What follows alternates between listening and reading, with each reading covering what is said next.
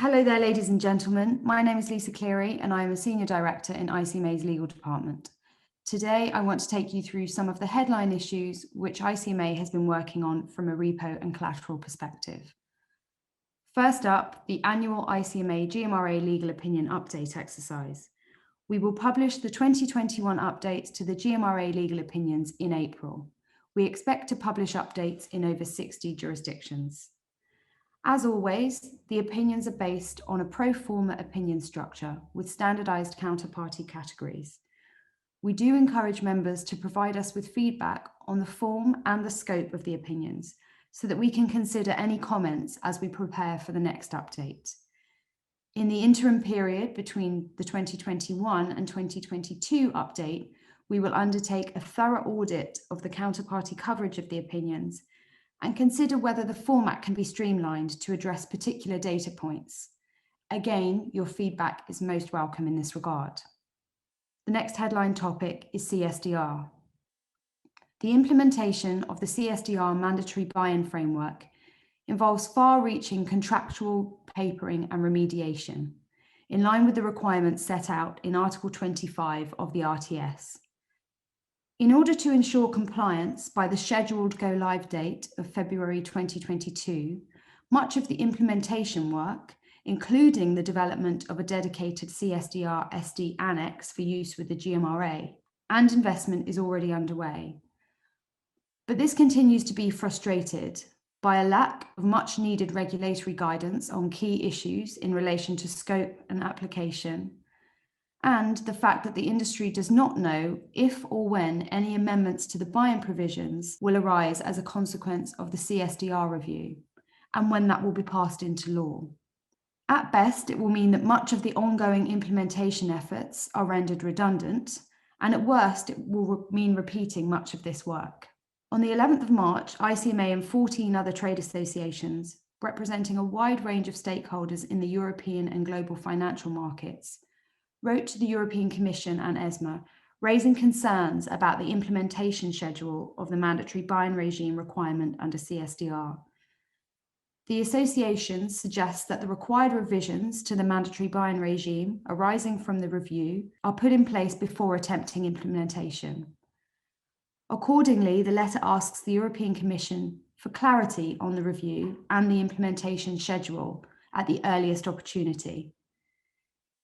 In addition to contractual tools to assist with CSDR compliance, ICMA is looking at the provision of legal opinions on the enforceability of such tools in order to assist with considerations under the Article 25 requirements. These may take the form of interim updates to some of the GMRA legal opinions and new opinions on the enforceability of the buy-in mechanism of the ICMA rules and recommendations for the secondary market. There continue to be large and active working groups developing these work streams, and we really do encourage broad market participation. So please get in touch if this is of interest. Next, I want to bookmark some other headline topics which the ERCC Legal Working Group are considering. Firstly, Security Interest Agreement. I previously spoke in this forum about the ERCC-sponsored project to develop initial margin pledge documentation. The plan so far has been to focus initially on the development of pledge documentation only for initial margin and to decide subsequently if there is also a need for a security interest agreement. Based on the latest market developments, members have expressed a preference to reverse the approach, i.e. to prioritize the security interest agreement, given that this would seem to provide more immediate benefits to the industry, particularly in jurisdictions where netting is not enforceable. This work will shortly commence in a subgroup of the ERCC Legal Working Group. Next, BRRD2.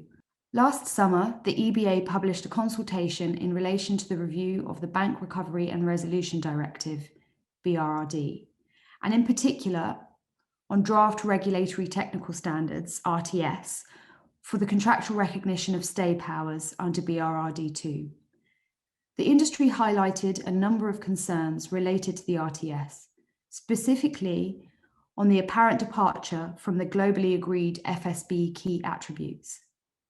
Since then, a revised set of technical standards have been published, and we note an improvement in the position, The industry is considering how best to comply with the obligations, taking into account the significant protocol architecture built around various resolution stay regime requirements.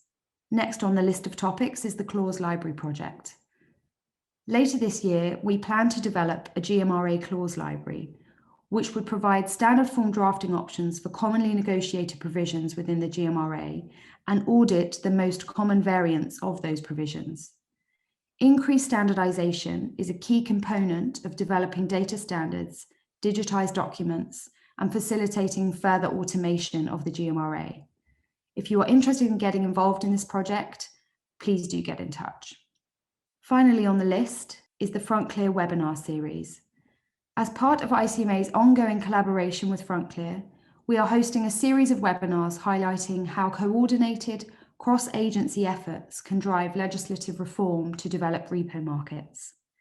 We recently focused on Ghana, and future episodes will consider developments in Uganda and Nigeria.